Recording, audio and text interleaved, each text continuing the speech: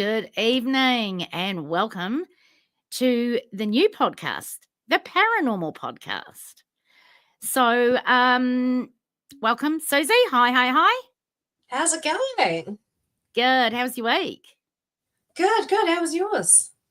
Very busy, but that's the way I like it. So, just for everybody, podcast is changing. We got some exciting changes coming up. We're going to have some new hosts.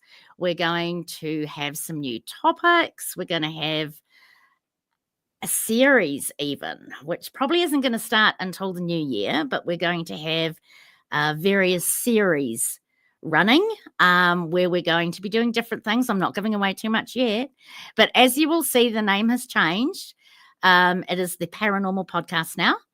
So you can join us still at the same time every week. We may even be doing additional videos coming up, particularly when our series kicks off.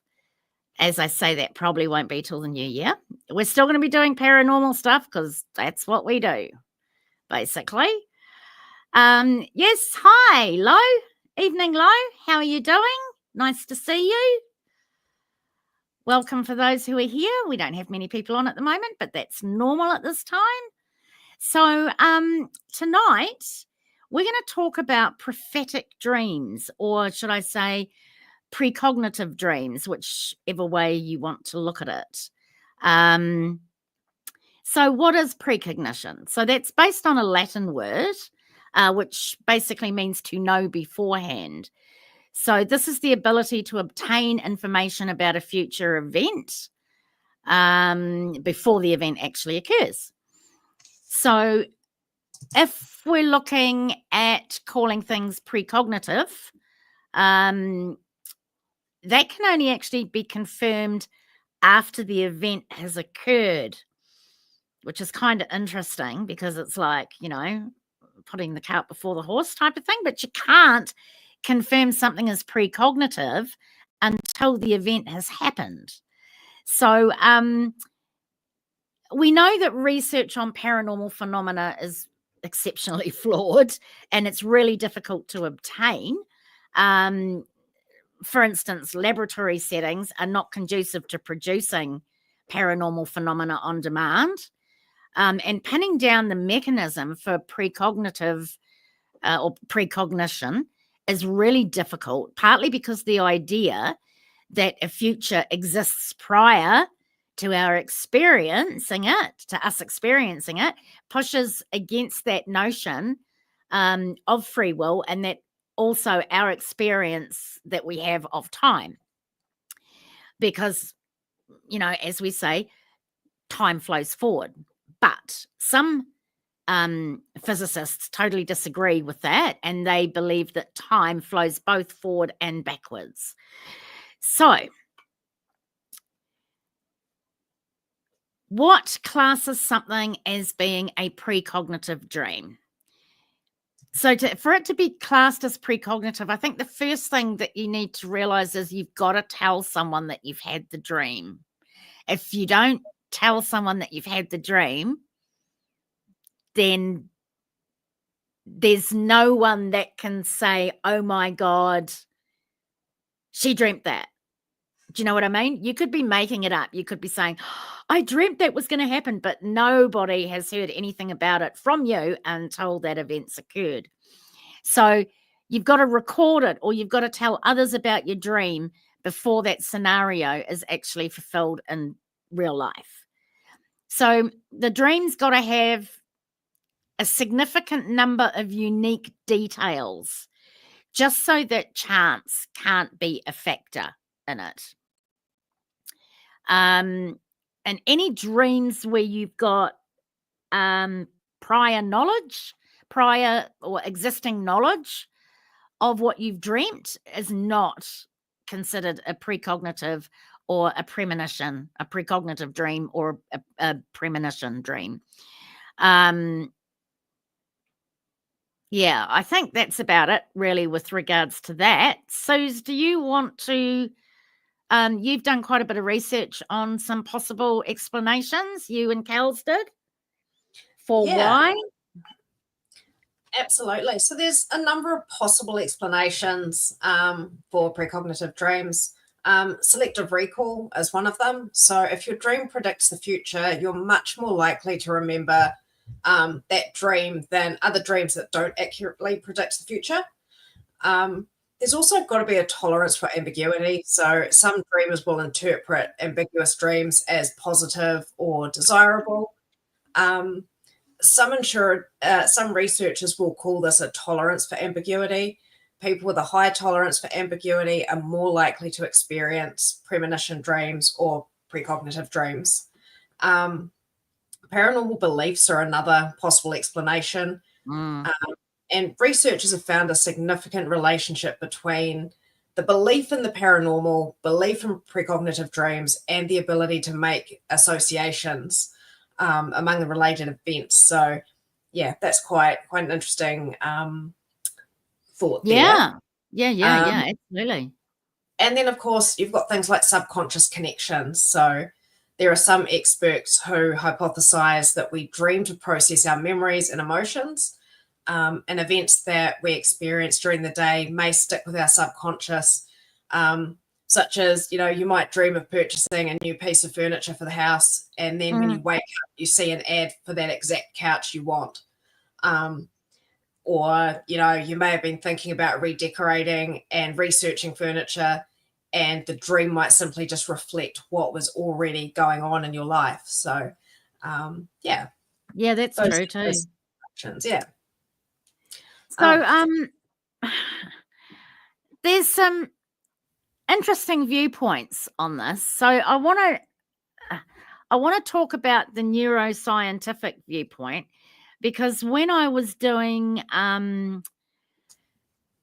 my introduction to parapsychology with Edinburgh University, we had a neuroscientist in our team, and he was a really interesting guy to listen to, and also his information and how he was linking it back to what he was doing and what he was studying was really, really interesting. So I just want to quickly touch on that. So when we were talking about this in our teams, when we were doing the course, he was talking about how prophetic dreams, they believe, or neuroscientists believe, that they link to the brain's capacity for stimulation. So like during sleep, like during REM sleep, for instance, or the REM brain cycle during sleep, we cycle through hundreds, dozens, whatever, of hypothetical scenarios. So they reckon that occasionally one of these dream scenarios might overlap with a real future event. So it's kind of like blindly picking the winning lotto numbers, for instance. And from their perspective, it's neither magic nor prophecy, but rather it's the law of large numbers being at play. Parapsychology and fringe science, of which the paranormal is considered, fringe research, of which the paranormal is considered to be, are normally on the opposite end of the spectrum. Some studies claim that there's subtle statistical deviations that might indicate that there is a capacity to sense future scenarios or occurrences. But when you try to replicate that, or take a broader scientific approach on it, it remains kind of elusive a little bit. I mean, so even the critics note that minimal methodology flaws can generate really misleading results. So as per anything, particularly with fringe science, they think that you need to emphasize the need for rigorous peer research and review on that. Yeah. I think that anything in the paranormal is like that, though, Suze, to be quite honest with you. Oh, 100%. Yeah. Aye. Yeah. Lona Muffins just put up a really good question. Will associations of dreams fall into the subconscious feelings. Like when you have a bad feeling something is going to happen and it might make you hyper vigilant for that bad thing. I don't know. I'm thinking that might be something else entirely. Like that's a sense of something though, isn't it? Really, more than anything else. I guess it depends if you've had a dream beforehand. So if you've had a dream and woken up and gone, I've dreamt I'm going to have a car accident, or I've dreamt something's going to happen while I'm traveling, and then you have that bad feeling throughout the day. Yeah. Yeah, absolutely. I agree. So I think you're right. It will make you hyper vigilant. Absolutely. I have been racking my brain all week trying to think about a time where I've had a prophetic dream, and there's only one time that I can think of that stands out, or that I remember at my age, and that is years ago. This is going back 40 years ago, when I was living in England. The chap that I was going out with at the time used to be a coach driver. So he used to get up at redonkulous hours, like 3 a.m. and 4 a.m. in the morning, and get ready to leave to go get the coach, to go pick his people up, to catch the ferry at Calais, to go across, catch the ferry at Dover to go across to Calais and start European trips. So there was one morning I got up at about 3:30 or something insane. And I went to make him, because I always used to make him a cup of tea and sit with him, have the cup of tea. Then he used to leave, and then I used to go back to bed and get a couple of hours rest. So I woke up and I went out into the kitchen and made a cup of tea, and I'd had this dream, and I said to him, I had this horrific dream. And he goes, oh, I've just thought of another one, actually. Sorry. And he goes, oh, what was that about, hun? And I said, oh, really awful dream about a plane crash. And I saw this plane crash into the mountain and it snapped in half.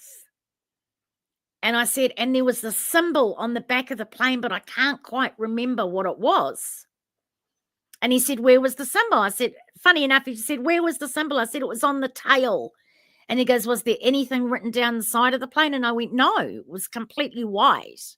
And I just remember seeing it crash into the snow-capped mountain, and it buckled.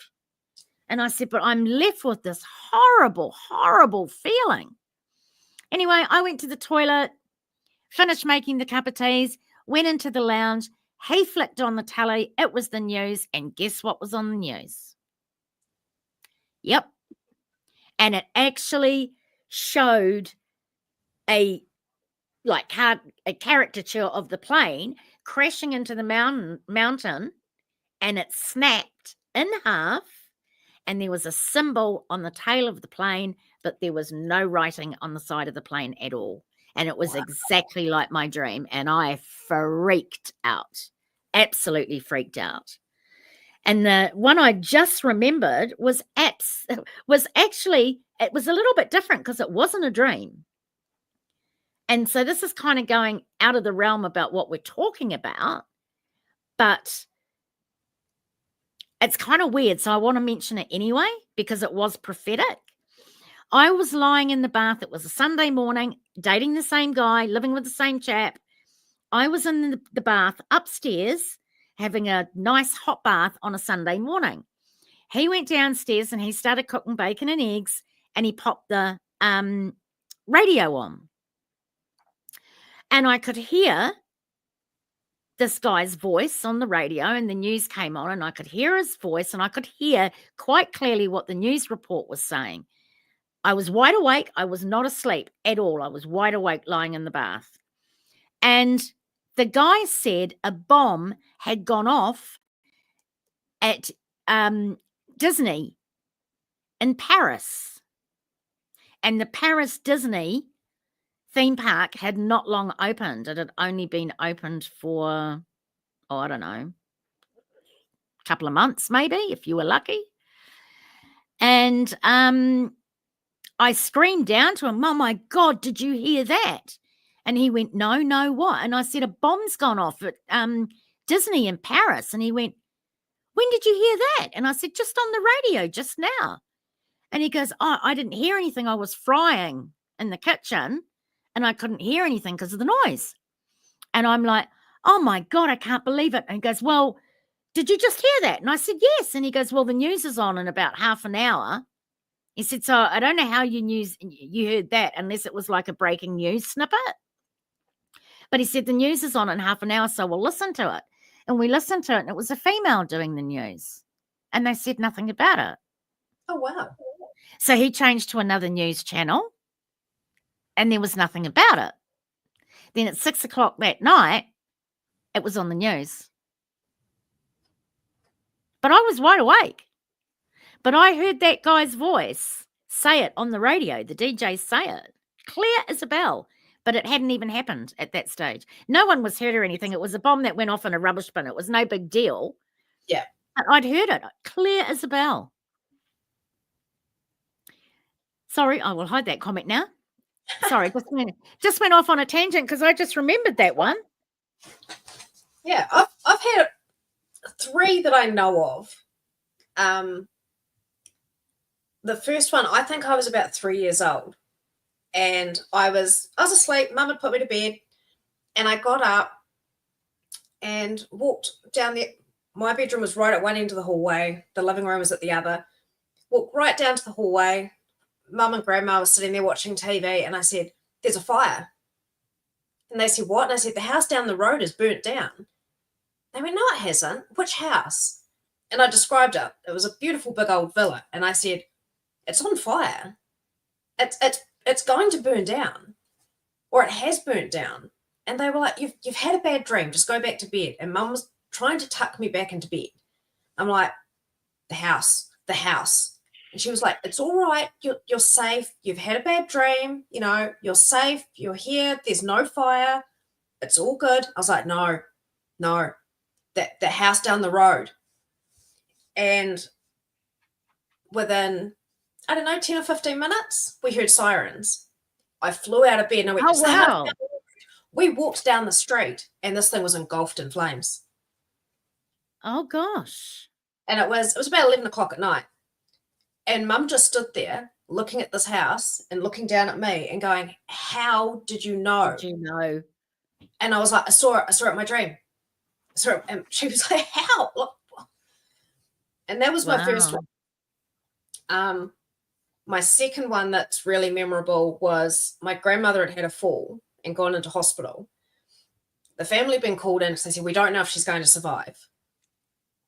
And I'd had a dream, and I got up in the morning. I said, she's going to die. She's not coming home. And Mum was like, don't say that. She's going to be fine. It's like, no. I spoke to her. I spoke to her in my dream. She's going to die. She's not coming home. Mum, her sister, and her brother said, we're going up to the hospital to see Grandma. We'll come back. I said, you've got to take me with you. This is my last chance. They went, no, she's going to be fine. You know, you can see her when she comes home or when she's feeling a bit better.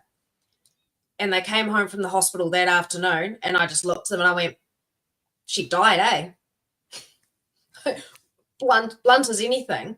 Oh, Everyone wow. burst into tears, and they were like, yeah, we're really sorry. She passed away this afternoon. I think I remember you telling me that actually at some stage. Yeah. Over the years. Yeah. Just one of those things that, you know, as a child, I think I was 8 then. I don't know. This one really gets me, prophetic dreams. That's why I thought we'd talk about it. I know it's not ghosty stuff, but I'm sick and tired of ghosty stuff constantly. There's more to the paranormal than ghosty stuff. Yeah, absolutely. I think that I don't think prophetic dreams can be put in a box. I don't think where do they come from? Do they come from our subconscious? Do they come from something else externally? Maybe. Is it time travel? Is it, you know? Yeah. Is it time travel? It could be any of those things, couldn't it? Because no one really knows. Wow. That even goes that you go down the rabbit hole on that one.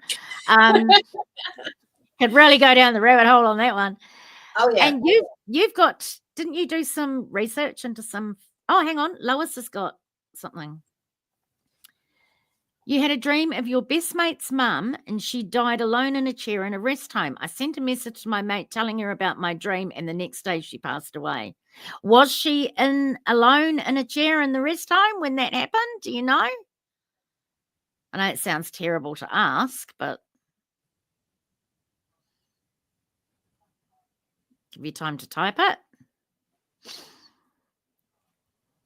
Yeah. Yes, she was. Wow. Okay. Yeah. I've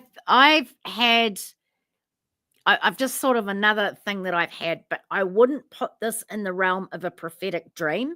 I would actually put this in the realm of astral traveling because it has that component to it.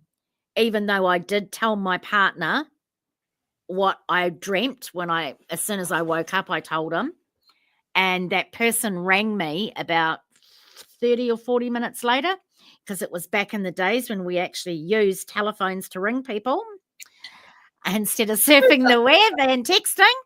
And she rang up and I said to her, I had a flipping dream about you this afternoon when I had a nap. And she goes, oh, what did you dream?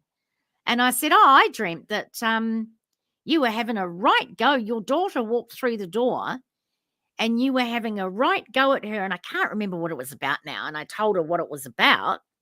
And I said, and in my dream, I was standing there in the dining room and I was watching you, and you were in the kitchen when Tony walked through the door. And as soon as she walked through, you started on her because of, and I can't remember what it was. And you said to her, blah, blah, blah. And I said the exact words that I dreamt. And she said, Tracy, I did say that to Tony when she walked in.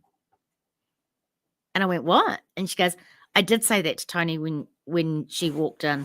And in my dream, I'd seen the clock on the wall in the kitchen and I'd locked the time in my head. Yeah. And I said, well, in my dream, she walked in the door at 3, whatever it was, and you were in the kitchen doing this. And she was baking something. And she goes, I was in the kitchen at that time. Tony did walk in that time and I was baking that. And she goes, okay, tell me what I was wearing. And so I told her and she goes, oh, you're really freaking me out now. And I said, oh, don't you dare tell me. And she goes, yep, I am wearing exactly what you just said. And I thought, wow. But I think that is a completely different, I think that's a completely different scenario there, actually. Yeah. So precognitive dreams, where they come from, no, but do they come from our subconscious? Do they come from external sources? Do they come from us time traveling? Do you believe? Yeah, it is a good question. Do you believe prophetic dreaming is an ability or a gift that can be fine-tuned or taught, and why? Do you know what? I've never thought of that before, Lona. I've never thought of that before.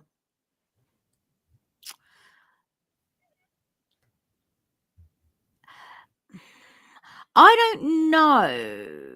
I think, yes, I think actually, yes, I'm just trying to get things straight in my head here.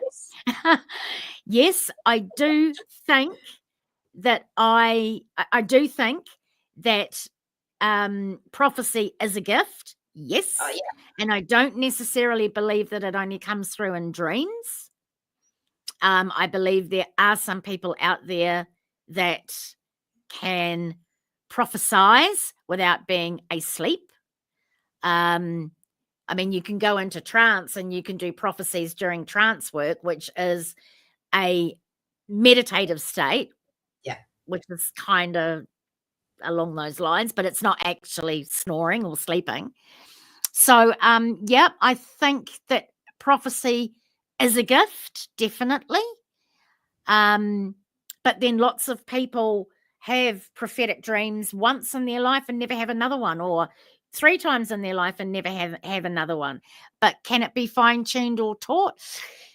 With regards to prophecy, I think that is a gift. You've got to have that gift inherent in you. I don't think prophecy can be taught. I think that really, truly is a gift. I think you can fine-tune it. Absolutely. But I do believe that that is just a gift. Yeah, I believe it's a gift. I don't know about fine-tuning. But yeah, definitely a gift. What's that one? You can read this one out. So another dream Lowe's had. Me and my daughter were driving through the country and we came around a corner and there was an accident. I saw 3 men scattered in a paddock, dead, and I could smell death in my dream. Interesting. Oh. And did it happen?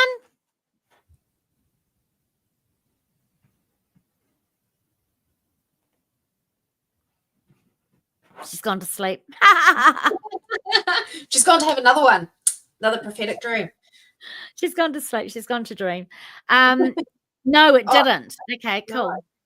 Do you know what? Motorbike accident. What's that? I dreamt my motorbike accident before it happened. Did you?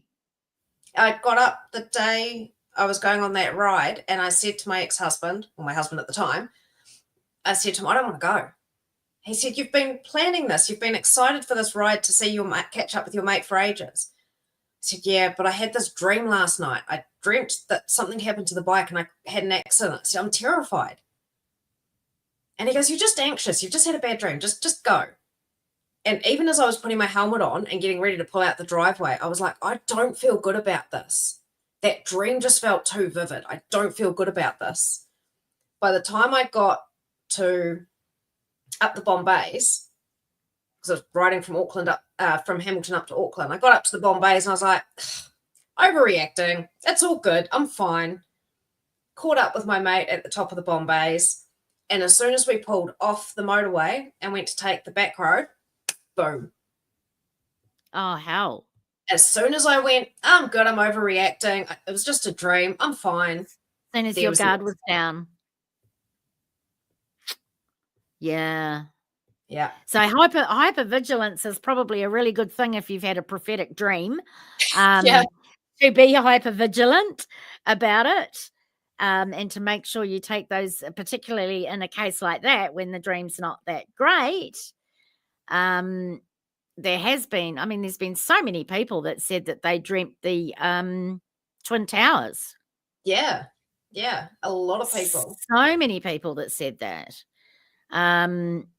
But as we just went through, if you're not documenting this and writing it down or voice recording it or telling somebody else, then it doesn't kind of stand as a prophetic dream.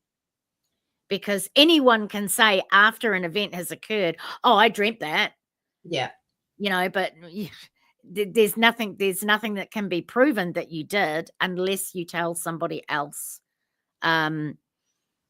What about some of the people? You got some stuff on some famous people, didn't you? Some famous ones, yeah. Yeah, let's have a talk about those. Oh, where do we start? I'll start with one of my favorite ones, actually. So Paul McCartney dreamt the melody for the song Yesterday. So he had a dream. I didn't know that. Yeah, he dreamt the complete melody, and upon waking up, he rushed to his piano to play it and became convinced he'd heard it before. So he spent weeks asking friends and acquaintances if they recognized the melody because he was so sure he'd unconsciously plagiarized it. Took a while, but he eventually accepted that it was original, and then he wrote the lyrics for it, which became, of course, one of their most famous songs. Wow. Yeah, and Let It Be was another one, slightly different, but in a dream, Paul saw his late mother, and his mother told him in the dream, it will be all right, just let it be. And that provided the inspiration for the song Let It Be. Mother Mary comes to me, speaking words of wisdom, let it be. Yep. Wow, I didn't know that one either. So maybe Paul McCartney was had the gift of prophecy. Yeah. Or maybe he just used that subconscious or unconscious or whatever dream to create the second one from, because he put the lyrics to it. But the first one was definitely This one, prophetic. definitely. Yeah, definitely prophetic. Who Yeah. else? What else? Who else did you come up with? So Niels Bohr, who is the father of quantum mechanics, Yeah. in 1911, he was trying to understand the structure of the atom. None of his configurations would fit. He went to sleep, had a dream in which he saw the atom's nucleus with the electrons spinning around it. And when he woke up, for some reason, he just knew his vision was accurate. He still had to confirm it in his lab by conducting tests. But, he created his future by following the breakthrough that he got from that dream. Wow, I didn't know that. I did not know that. I knew who he was, but I didn't know that. Yeah, Far so out. came from a dream. And then, of course, there's really famous ones like Abraham Lincoln, who reportedly dreamt his own death. Yeah, I remember that one.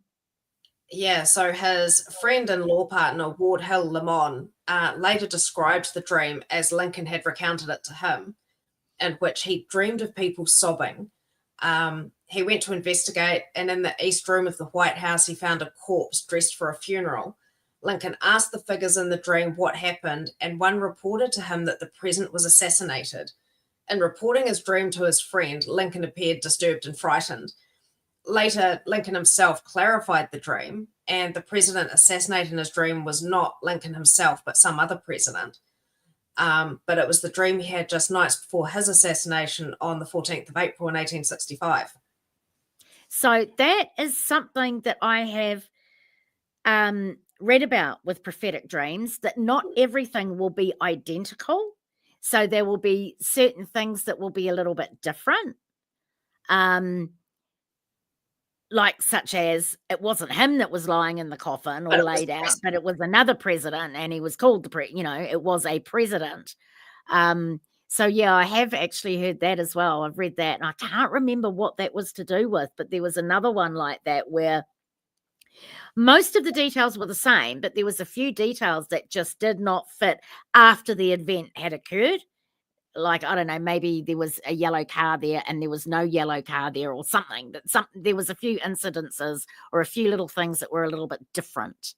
But yeah, I remember that Abraham Lincoln one. That's a real famous one. It is.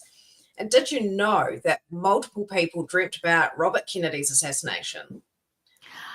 Didn't they call some I remember reading about this. I remember reading specifically about this place getting calls or being contacted and told or something. Yeah. So in March of 1968, Kathleen Middleton reported her first premonition of the assassination, and she continued to dream about it for months. So on June 4th, 1968, she called the Premonitions Bureau 3 times in that one day. That's right. She was concerned about Kennedy. He was shot just after midnight the next day. Wow. That's wow. Okay. But one thing I didn't realize, there's a Premonitions Bureau. There was. Yeah, I don't know if it's still going. Yeah. I don't know if it's still going, but that's how I found out about the Premonitions Bureau, because of Kennedy. I don't know if it's there is something scratching at the back of my head actually now that you mention it. I'm sure there's another famous thing that's occurred and the Premonitions Bureau got lots of telephone calls. It was something else as well, but I can't remember what it was. It's a shame I can't remember what it was. But yes, there was a Premonition Bureau, probably something to do with the CIA, no doubt. But there indeed was a Premonitions Bureau, which is kind of a little bit crazy that they actually thought, excuse me, I keep yawning, that they actually thought that it was worth having one. Mm. So it must have been utilised. Well, it obviously was, The act of prophecy.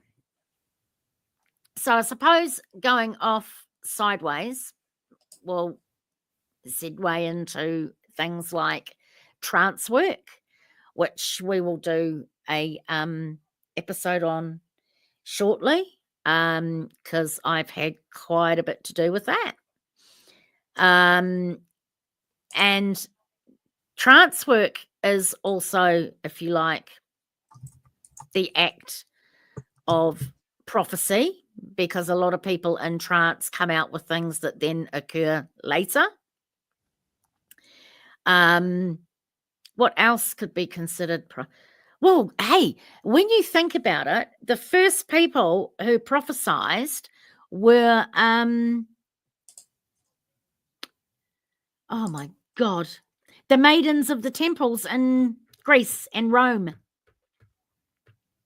In Greece, they, funny enough, used to sit across the rocks, and there'd be fissures in the rocks, cracks in the rocks, and there'd actually be noxious gases that would be coming out of the rocks, and they would inhale the stuff and then start prophesizing. So obviously they're getting off their tits, literally, and then prophesizing things. Actually, my daughter was named after a Greek prophetess, and she used to, Cassandra, yeah.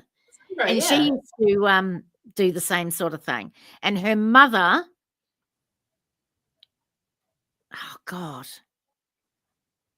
her mother was a seer, and her daughter was a prophetess. So there's a bit of a difference. There is a slight difference between those two things. We'll do another podcast on that at a later date. But yeah, just talking about prophetic dreams, you need to talk about waking prophecies at the same time, basically, because that is a thing as well. That's definitely a thing as well. So I think we've pretty much covered everything, haven't we? With regards to prophecy, I knew it was going to be a short one, because you don't want to talk too much about it. You just want to give the bare bones and let other people go off and do their own research with regards to prophecy and having prophetic dreams. Get curious and go find their own answers. Yeah, get curious, go looking, find your own answers. Interestingly enough, Lois said that she smelt death in that dream. I've actually smelt death in real life before. And it was actually it was off a person that was living. So it was kind of quite freaky for me. But there was just this really unpleasant smell. And I just thought it was bad body odor. Honestly, I did, but it just like body odor like I'd never, ever smelt in my life. And I had people that were sitting next to the guy saying, I didn't smell anything. And I actually didn't go anywhere near him for that reason. And they were like, well, I was right next to him and I didn't smell anything. He smelled perfectly fine.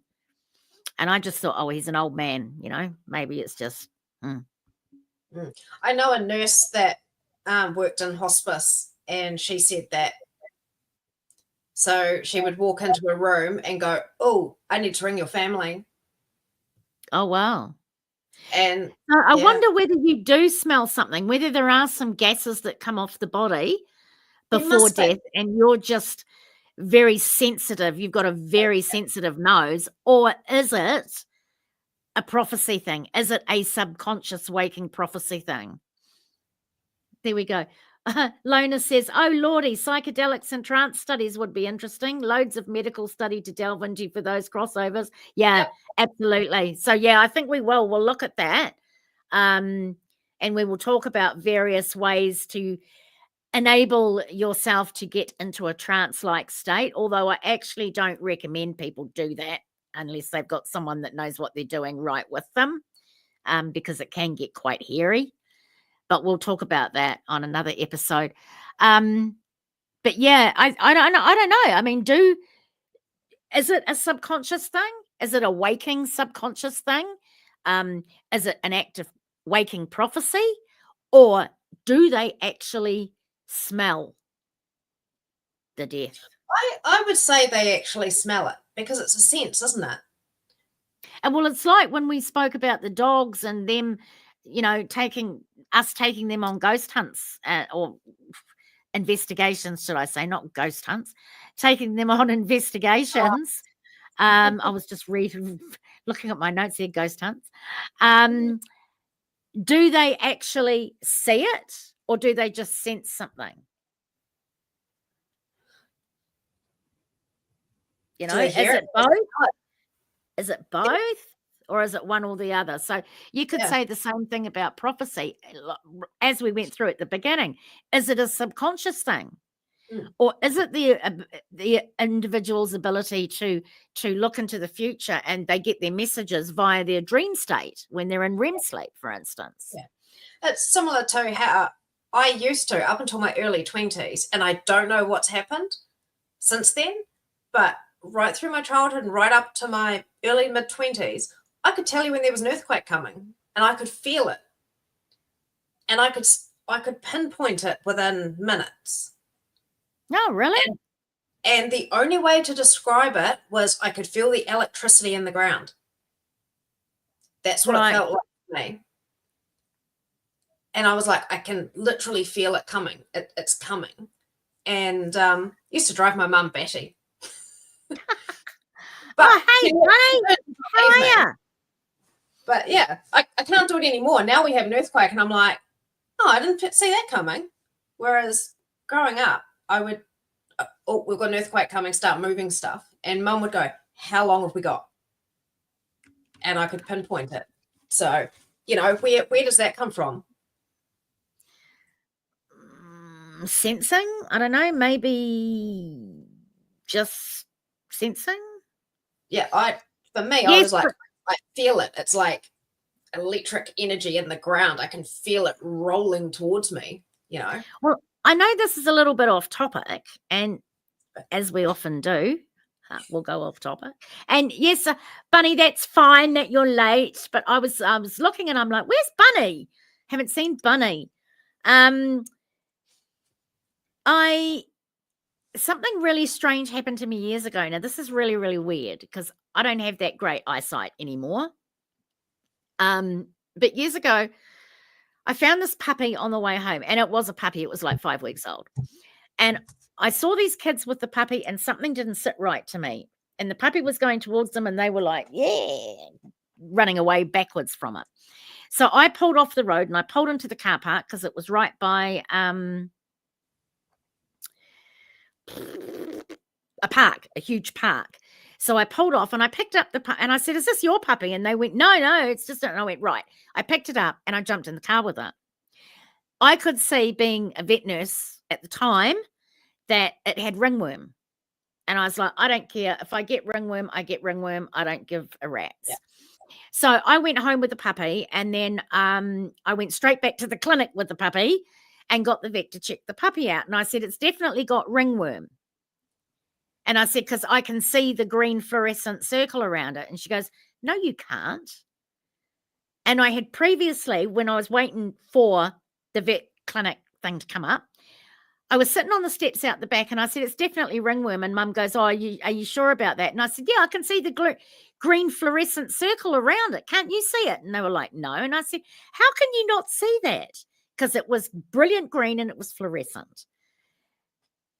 When I said that to the vet, she goes, you can't see that. And I said, yes, I can. She goes, no, you can't. You can't see that unless it's under a blue light, a black light, should I say. Light. And I went, I can see it right now, thank you. And she said, no, there's no possible way that you can. I was actually seeing this clear as a bell, and nobody else was. And as soon as the black light got put on the puppy and the lights got turned off, Craig goes, oh, yeah, I see what you mean now, Tracy. But no one else saw it until the black light got put on. So maybe we just have these little foibles, like you mentioning the sensation of you feeling electricity. As Bunny says, maybe you're just kind of super sensitive, or were super sensitive to that. And I was super sensitive to that when my eyes could see. Yeah. But that's honestly, that's like looking, because that black light is a UV light. So that's like looking in UV. And I could see this fluorescent green ring without that at all. So I think when we're talking about gifts and things like that, I do think that prophecy is a gift, and I do think that it can be honed and you can be trained, but you need to possess that gift in the first instance to be trained, if you know what I mean. Unless, of course, you're taking ayahuasca or magic mushrooms, which we'll talk about in another episode for trance work. What's that? What was that? Mushrooms. How to get rid of the in-laws. How to get rid of the in-laws. Oh my God. Yeah, no, won't even go there. But yeah, I think that when we're talking about prophetic dreams, beef Wellington.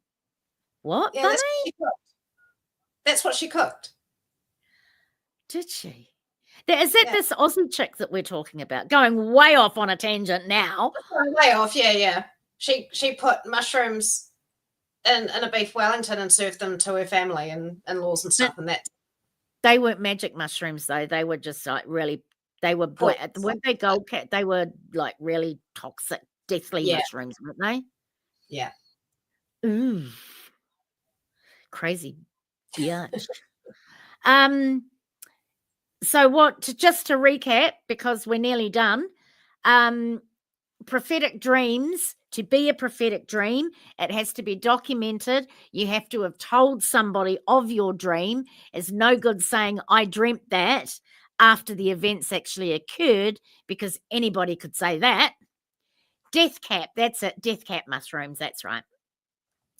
And there may be some little nuances in your so-called prophetic dream that don't actually happen in the real incident.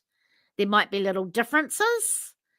I don't know, maybe you might see, for instance, the car on the left-hand side of the road in your dream, but it was actually on the right-hand side of the road when the incident occurred. But the nuts and bolts of the incident are still the same. It's just little nuances that may change. But yeah, just the main thing is, I don't think there was anything else. Oh gosh, that we needed to talk about. Just that. Did you talk about looking for recurring themes and stuff, Sos?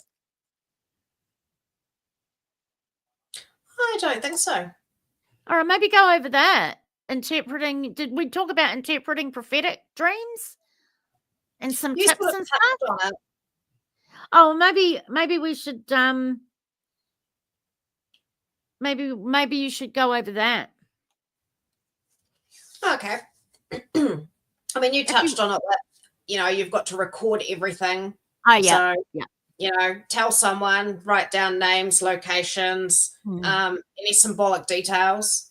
Yeah, as you said, look for recurring themes. So, if you frequently dream about similar scenarios, are they recurring around times of stress or life changes?